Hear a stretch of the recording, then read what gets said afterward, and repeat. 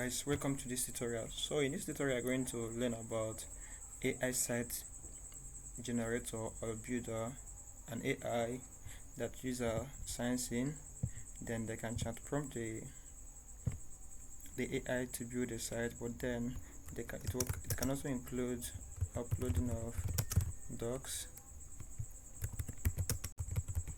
Then it can also include apart from chat prompting the AI to build site for you, you can also conversate with the virtual AI agent, and you can also invite the AI in a meeting to build a site for you. When it's done building a site, while it's building the site, it can be displaying it for you.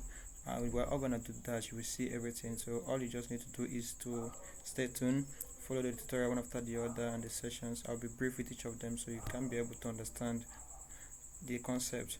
Then the next thing it will do is that it is gonna push. We're going to build a sector that will help the after the AI is done building the site, it automatically push it to your GitHub and notify you. And before then, we'll go into the auto-dockerization and deployment.